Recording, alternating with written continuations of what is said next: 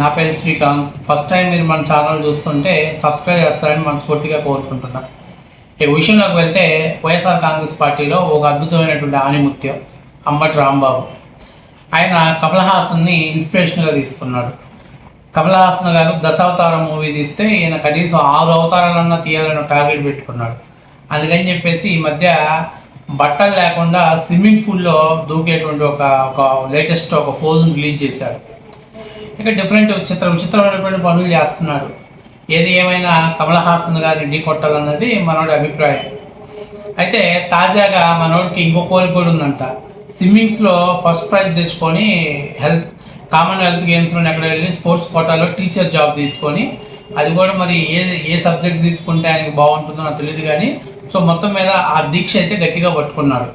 సరే, ఇంకా ఈ వయసులో ఆయన ఏం చేస్తాడో తెలియదు కానీ, మామూలుగా వైసీపీ వాళ్ళకు సామెత ఉంది, ఉరిగింజ దాని గువ్వ కింద నలుగు తెలియదు. ఎంతసేపు ఉన్న అధికార పార్టీ వాళ్ళని బ్లేమ్ చేయడమో, అధికార పార్టీ వాళ్ళ గురించి మాట్లాడటమే కానీ, అసలు మనం ఎంతవరకు పర్ఫెక్టు, మనం ఒకరి గురించి మాట్లాడుతున్నామంటే మన స్థాయి ఏంటి, మనం ఎట్లా ఉన్నాం అనేది మనం ఆలోచన చేసుకోవాలి. కానీ వైసీపీలో ఎవడైనా మొహం మీద కూసినా కూడా మాకు సిగ్గే లేదు అనేది అటువంటి ధోరణిలో ఉండటం సహజం.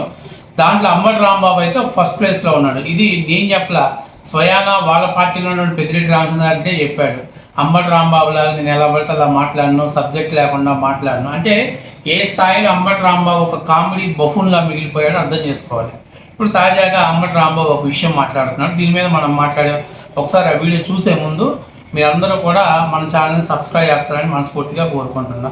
చూడండి, ఈ మధ్య అసలు మామూలు వైట్ టీషర్టు, గడ్డం, మరి స్టైల్ అసలు ఏం మారుస్తున్నాడంటే, సరే ఆయన స్టైల్ గురించి మనకి ఎందుకు కానీ ఆయన మాట్లాడిన విషయం గురించి మాత్రం మనం మాట్లాడాలి. క్యాబినెట్ సమావేశాల నుంచి పవన్ మధ్యలోనే వెళ్ళిపోయారు. క్యాబినెట్ సమావేశంలో నేను రాలేదు. ఆయన క్యాబినెట్ సమావేశం రాలేదు. ఈ కామెంట్స్ ఏంటంటే వాళ్ళు కూడా రాలేదా? ఆయన క్యాబినెట్ సమావేశం చాలా ఎక్కువడుతున్నాడు. చంద్రబాబు నాయుడు గారు క్యాబినెట్ తీసుకునే నిర్ణయాలు ఆయనకు నచ్చక రావడం లేదు. మరి ఎందుకు రావట్లేదు అది ఎందుకు తెలియాలి. ఒకసారి ఏమో వాళ్ళ అమ్మగారికి బాగులేదు వెళ్ళిపోయాడు, ఇప్పుడేమో హాస్పిటల్కి వెళ్ళిపోయాడు. ఇట్లా క్యాబినెట్ ఎగ్గొట్టడానికి అనేక రకాల నాటకాలు జరుగుతుంది. ఆ నాటకాలు ఏంటో మరోసారి కదా క్యాబినెట్ సమావేశాలకు పవన్ కళ్యాణ్ గారు రావట్లేదు. ఎందుకు రావట్లేదు? చంద్రబాబు నాయుడు గారు తీసుకున్న నిర్ణయాలు నచ్చకనేమో అంటున్నాడు. బాగుంది. మరి నేనేం అడుగుతున్నానంటే, మీరు మీ 11 మంది శాసనసభ సభ్యులు ఎందుకు అసలు అసెంబ్లీకి రావట్లేదు? అంటే ప్రజలు మీకు ఓట్లు వేసి గెలిపించడం మీకు నచ్చలేదా? ప్రజల తరపున మీకు పోరాటం ఇష్టం లేదా? ప్రజల సమస్యల మీద మీరు గలం ఇప్పడానికి మీకు మనసు ఒప్పట్లేదా? ప్రజల గురించి మేమేంటి ఆలోచించేదని చెప్పేసి మీరు ఇప్పుడు ఎలా పోతే నాకెందుకు ప్రజల సమస్యలు అని చెప్పేసి మీరు వదిలేశారా? మీరు ప్రజల మీద కక్ష పెంచుకున్నారా? అంతే కదా. నీ లెక్క ప్రకారం ఇప్పుడు పవన్ కళ్యాణ్ గారు క్యాబినెట్ సమావేశాలకు డుమ్మా కొట్టారంటే చంద్రబాబు గారి నిర్ణయాలు నచ్చలేదని నువ్వు చెప్పావు. అదే లాజిక్ ప్రకారం మీరు అసెంబ్లీకి వెళ్ళి ప్రజల సమస్యల మీద మాట్లాడట్లేదు, అసెంబ్లీకి వెళ్ళట్లేదంటే మీకు ఇష్టం ఏంటి?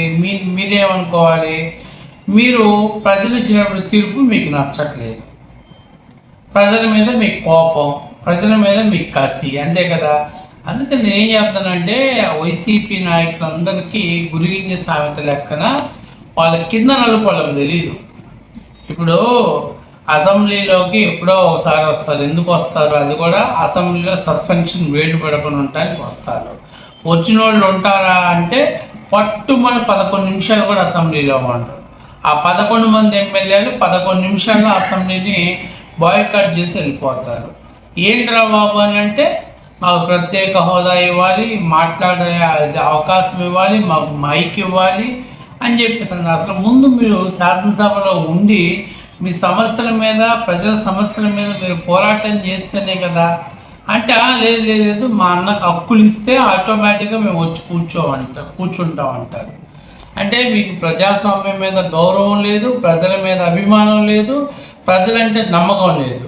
కానీ మీరు మాత్రం పవన్ కళ్యాణ్ గారు ఎవరి సమస్య ప్రపంచం ఎట్టయినా బాగునండి, మన పార్టీ ఎట్ట సంకనాకైనా బాగునివ్వండి, పవన్ కళ్యాణ్ గారు రాలేదంటే చంద్రబాబు నాయుడు పవన్ కళ్యాణ్ కొట్టుకుంటున్నారు. ఎప్పుడు విడిపోతారా? ఎప్పుడు ఇద్దరు డివైడ్ అవుతారా? మధ్యలో మనం దూరదామా? మనం వాళ్ళిద్దరు విడిపోయి న్యూట్రల్గా పోటీ చేస్తే మనం గెలుస్తావా? ఈ లెక్కల మీదే ఉన్నారు కానీ ఈ కాకి లెక్కల మీద మీరు బతుకుతున్నారు కానీ అరే ప్రజల సమస్యల మీద మనం పోరాడదాం, అసెంబ్లీకి వెళ్ళి ప్రశ్నిద్దాం, ప్రభుత్వాన్ని ప్రశ్నిద్దాం అనేటువంటి లక్షణం కానీ ఆలోచన కానీ లేనటువంటి దౌర్భాగ్యమైన పరిస్థితిలో ఉన్నారు. ఈ అంబటి రాంబాబు అసలు కనీసం అంటే నేను అడుగుతున్నా, రాంబాబుని అడుగుతున్నా, ఈయనే పెద్ద లాజిక్గా మాట్లాడుతున్నా, పెద్ద తెలియకలు అనుకుంటాడు, కానీ నువ్వు ఎంత ఎరిపప్పలా మాట్లాడుతున్నావో మీ పార్టీకి సంబంధించినటువంటి వ్యక్తులు వేస్తున్నారు. నిన్ను అలాగే పేరుని వీళ్ళిద్దరిని కూడా పవన్ కళ్యాణ్ మీద ఉసిగొలపడానికి జగన్మోహన్ రెడ్డి పెంచుకున్నటువంటి పేటీఎం కుక్క అని చెప్పేసి కూడా మాట్లాడుతున్నారు. ఇంకా సిగ్గుంటే నువ్వు మళ్ళీ మీడియా ముందుకు వచ్చి మాట్లాడుతున్నావు. పవన్ కళ్యాణ్ మీద మాట్లాడటానికి కదా మీరు మీడియా సమావేశం పెడుతుంది, అంతకుమించి ఇంకెప్పుడు పెట్టట్లేదు కదా. ఆయనకు ఆరోగ్యం బాగలేక ఒకసారి వాళ్ళ అమ్మగారికి పర్సనల్ విషయం మీద వెళ్ళాడు.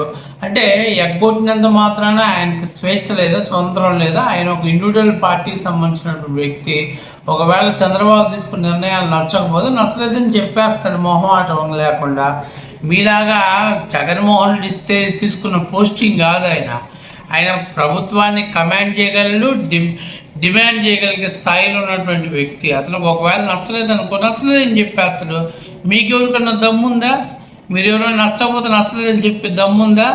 జగన్మోహన్ రెడ్డి ప్రభుత్వ హయాంలో మీరు కాపులకి మీ కమ్యూనిటీకే కాపు రిజర్వేషన్ రద్దు చేస్తే మాట్లాడారా?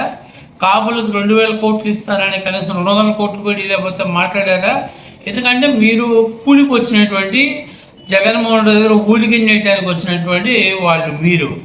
ఆయన పార్టీ పెట్టుకొని అలయన్స్లో భాగస్వాములై తనకు రావాల్సినటువంటి హక్కు తీసుకున్నాడు. హక్కుకి ఇచ్చేదానికి తేడా తెలియదు ఫస్ట్ మీకు. కాబట్టి ఆయన నిర్ణయాలు నచ్చలేదు అనుకో, మొహమాటం చెప్పేస్తారు, బాబు ఈ నిర్ణయం నాకు నచ్చలేదు, దీని గుండా మీ పార్టీకి మా పార్టీకి డ్యామేజ్ అయింది, దీని మీద మేము పునరాలోచన చేసుకోమని చెప్తాడు. కానీ మీకు ఆ స్వతంత్రం ఉందా? జగన్మోహన్ రెడ్డి దగ్గర చెప్పే స్వతంత్రం ఉందా? లేదు. కానీ మీరు మాత్రం మెగేసుకుంటే మీడియా ముందుకు వచ్చి మా అంతటో లేరని చెప్పేసి ఇట్లాంటి సొల్లు పురాణాలని చెప్తుంటావు. పవన్ కళ్యాణ్ ఎప్పుడు డుమ్మా కొడతారా? జనసేన పార్టీ వాళ్ళు టీడీపీ కార్యకర్తలు ఎప్పుడు కొట్టుకుంటారా? ఆ కొట్టుకునే దాన్ని మనం మైలేజ్ చేద్దామనే ఆలోచన తప్ప నుంచి కనీసం బుర్ర లేదు, ఆలోచన లేదు. నేనేమంటున్నానంటే ఫస్ట్ ఆఫ్ ఆల్ మీరు కడుక్కోండి. మీరు కడుక్కున్నాక మిగిలితే మిగతా వాళ్ళ గురించి మాట్లాడండి. మీదే చక్కదనంగా లేదు, మీరే అసెంబ్లీకి రారు, మీరే ప్రజల సమస్యల మీద మాట్లాడరు, ప్రజల కోసం పనిచేయరు. కానీ మీరు మాత్రం మీడియా ముందుకు వస్తే మా అంతటోళ్ళు లేరు. అసలు నువ్వైతే ఇంక అసలు చెప్పాల్సిన పనిలే. వచ్చేటప్పుడు సంజన సుకన్య చేతులతోటి సుగంధి పాలు దాకా వస్తావేమో, మీడియా ముందు మాత్రం అసలు అచ్చొచ్చిన ఆంబోతులాగా రెచ్చిపోతూ ఉంటావు. కాబట్టి నేనేమంటున్నానంటే రాంబాబు, ఫస్ట్ ఆఫ్ ఆల్ మీరు అసెంబ్లీకి ఎందుకు రావట్లేదో, మీరు ఎందుకు పంపించలేదో జగన్మోహన్ రెడ్డి అడగండి. అసెంబ్లీకి రానప్పుడు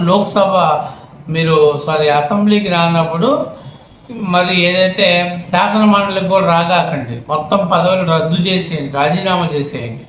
ప్రజాక్షేత్రంలో పోతే ప్రజలు తేల్చుకుంటారు. వీళ్ళకి ఓట్లు వేయడం అనవసరమని ప్రజలు డిసైడ్ అయితే మీకు ఆ 11 సీట్లు కూడా రావు. పోనీలో వాళ్ళకి ఆశించిన స్థాయిలో రాలేదు కాబట్టి వాళ్ళు పోలేదు అనుకుంటే 23 సీట్లు వస్తాయి. ఏదో దానికి రెడీగా సిద్ధమై ఉండండి. ఎందుకు ఆడలేక మద్దతు దూరం బాగా కొట్టుకోవడం, 24 గంటలు పవన్ కళ్యాణ్ మీద, చంద్రబాబు నాయుడు మీద, లోకేష్ మీద పడి ఆడటం మీ వల్ల కాదు. మీరు ఎవరితో కలవలేరు. మీరు కలుద్దామన్నా వాళ్ళు కలవనివ్వరు. ఎందుకంటే మన నేర చరిత్ర, మన ట్రాక్ చరిత్ర అంత అద్భుతంగా ఉంటుంది. కాబట్టి మనకు లేని దాన్ని, మన మైనస్ని ఇంకోటి మీద పడి ఆడటం ఎందుకు అవసరమా రాంబాబు?